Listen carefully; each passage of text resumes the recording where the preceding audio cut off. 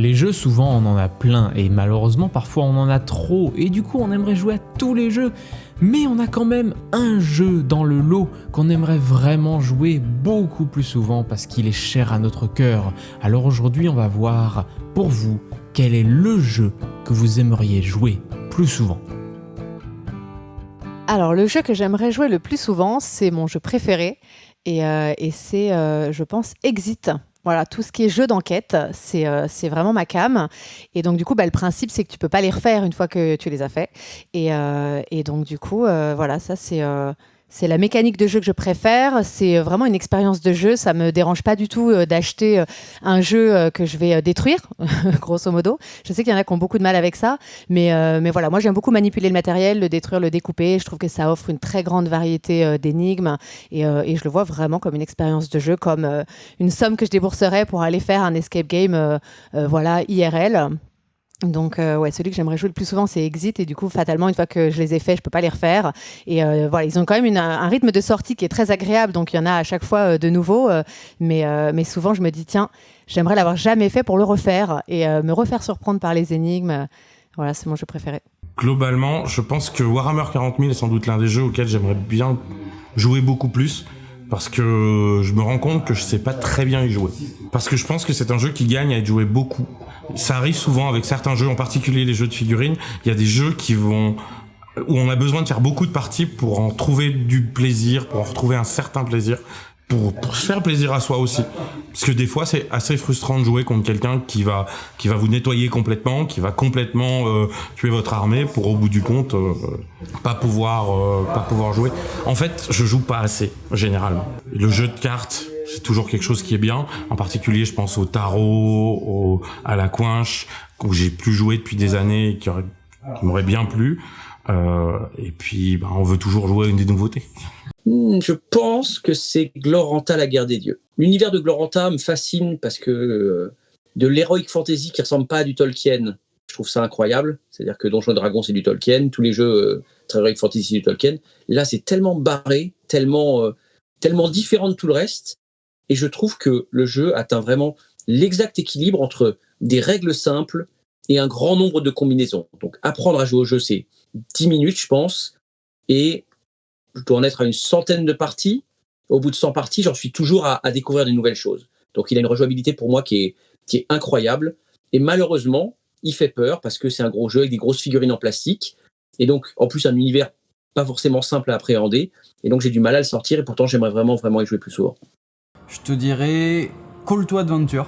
C'est un jeu où tu crées ton héros, un peu univers style jeu de rôle. Donc tu as ton personnage de départ, son origine, ce qui l'anime, son but et son résultat final en fait, qui est face cachée sur la table et que tu révèles en fin de partie en fait. C'est ce qui va te décompter les points. C'est créer l'histoire du personnage parce que tu vas être amené à faire des choix, faire des quêtes, sauver des gens, etc. Et que tu peux basculer en fait dans le mal ou rester dans le bien en fait. Et ça va influencer ta façon de gagner des points à la fin de la partie. Et ça qui est vachement intéressant, je trouve, dans le jeu, c'est aussi l'aspect histoire. En fait, tu t'imagines ta propre histoire. À la fin, ton personnage y vit, en fait. T'as l'impression, même si t'as perdu, c'est pas grave parce qu'en fait, t'as créé un personnage. T'as l'impression qu'il a vécu, en fait, qu'il a fait des choses. Et ça, c'est vachement cool. J'adore. En ce moment, God Tier, qui est vraiment un crossover wargame plateau. Pourquoi j'adore God Tier ? Parce que je trouve que c'est un mélange de plein de jeux qui a jamais été fait, et je trouve que au niveau replay de chaque partie et surtout exploration du jeu, c'est quasiment infini. Même s'il n'y a pas 10 millions de scénarios, je trouve que c'est un des trucs qui me stimule le plus, surtout dans le wargame, depuis ces 10 dernières années. Et pourtant, j'ai fait pas mal de sorties. Déjà, ça sous-entend que je joue souvent, ce qui est pas spécialement le cas. Allez, je vais dire Star Wars Armada, parce que ça reste mon jeu de cœur, et c'est assez difficile de trouver des gens pour jouer en face. Et c'est un jeu qui a failli disparaître et qui est en plein retour, et j'espère vraiment qu'on va réussir à faire quelque chose cette année autour de Star Wars Armada. Donc le jeu auquel j'aimerais jouer plus souvent, c'est Star Wars Armada, parce que c'est celui qui a le plus de rigueur et qui offre les plus grandes sensations. Alors il y a un jeu pour lequel je passe pas assez de temps, c'est un petit jeu où tu joues souvent un peu le bâtard, c'est Mushkin. C'est pas un jeu d'ambiance, mais c'est un jeu dans lequel tu fais progresser ton personnage et où c'est la fausse coop, et j'adore les jeux comme ça. Voilà. Et là, en ce moment, on joue plus à des jeux de coop. Ou du versus pur, mais il n'y a pas la fausse coop où tu viens faire des trahisons, des coups bas, des trucs comme ça. Alors le jeu que j'aimerais jouer plus souvent, c'est Captain Sonar. Parce que le problème de Captain Sonar, c'est que c'est un super jeu. Moi, je trouve que réinventer la bataille navale comme ça, c'est vraiment super cool. C'est un principe de bataille navale avec 2 équipes. Le problème, c'est que justement, dans le mot 2 équipes, il y a équipe.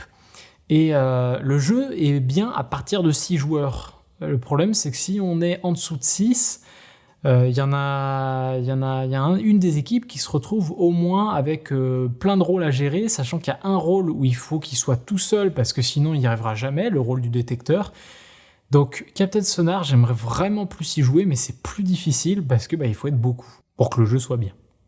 Le jeu auquel j'aimerais jouer plus souvent, Battlestar Galactica. Le problème, c'est que les parties durent 6 heures et qu'il faut trouver 8 pélos avec toi, et un peu moins, pour pouvoir jouer et tenir 6 heures autour de la table.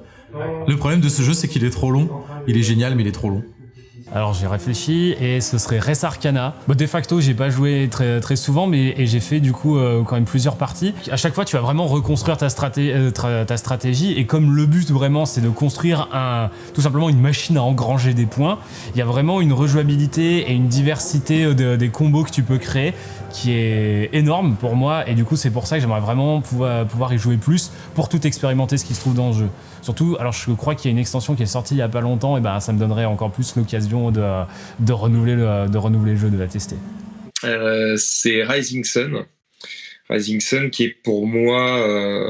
alors je sais pas si c'est mon jeu favori de tous les temps, mais c'est vrai que c'est un jeu sur lequel je prends beaucoup de plaisir et auquel je joue trop peu souvent, déjà parce qu'il faut être 3 minimum. Donc c'est vrai que tous les jeux où il faut être 3 minimum, ça met une petite barrière à l'entrée. Voilà, t'as beau être en couple, ça ne suffit pas. On s'amuse beaucoup. La partie bluff fonctionne super bien. C'est un jeu sur lequel il y a pas de hasard. Il y en a un peu, mais c'est très léger. C'est sur les tuiles politiques que tu vas jouer. C'est sur les décisions des adversaires, et encore, tu peux les influer, tu peux bluffer, Voilà, pour moi, c'est un jeu de conquête de territoire, mais qui enlève tous les défauts des jeux de ce type, comme Risk ou quoi, des vieux jeux de ce type, et qui en plus ajoute cette partie bluff, pari, qui rend le truc fun, quoi. Donc, tu prépares ta nation, et arrivé à la guerre, c'est le moment où tu t'amuses le plus, parce que tu sais qu'il va y avoir des paris et qu'il va falloir se creuser un peu la tête et faire des calculs, quoi. Mais c'est vraiment un des jeux qui m'a le plus marqué ces dernières années, et auquel je joue finalement peut-être une fois par an, quand je veux le faire absolument découvrir à quelqu'un et que je me débrouille pour qu'on soit 4 autour de la table, quoi. Alors le jeu que j'aimerais jouer le plus souvent, c'est StarCraft, un jeu de FFG qui a maintenant... Il y a 7 ou 8 ans, voire même plus. Mais c'est un jeu que j'adore, mais qui a un gros défaut, c'est qu'il est très très long. Donc voilà, c'est difficile de réunir les joueurs qui sont prêts à faire une partie de 6-7 heures, voire même plus, quoi. Alors moi j'aime beaucoup les jeux de Legacy parce que y a une certaine profondeur dans les jeux, il y a un système d'évolution que j'aime beaucoup. Donc le Legacy, c'est des jeux qui vont évoluer justement au fil du temps. Le problème, c'est que il faut donc généralement une bande de potes, un petit peu comme un jeu de rôle, quoi, quelque chose qui dure un peu dans le temps, et il faut faire donc du coup plusieurs parties comme ça d'affilée. Et donc j'aimerais bien, par exemple, Gloomhaven, on avait fait peut-être 2 parties avec Max, et je m'étais dit, on s'était dit, mais trop bien ce jeu, ce serait trop bien d'aller jusqu'à la fin, mais on n'a pas du tout le temps, et le temps qu'on a ensemble, on l'utilise pour tester des nouveaux jeux. Donc du coup voilà, j'aimerais bien aller plus loin dans les jeux Legacy comme Gloomhaven, qui est quand même un excellent jeu clairement, mais par contre je n'ai pas assez de temps. Je suis un joueur avec des phases comme beaucoup de joueurs, mais le jeu auquel j'aimerais jouer le plus souvent, c'est Star Wars Rebellion. C'est pour moi alors bon, je suis un peu parti pris parce que je suis un très très très grand fan de l'univers Star Wars. Et j'avoue que ce jeu est certainement un des meilleurs jeux asymétriques à 2 joueurs. Bon, on peut jouer à 4, mais le sel du jeu se fait à 2, que j'ai jamais connu. Il est exceptionnel.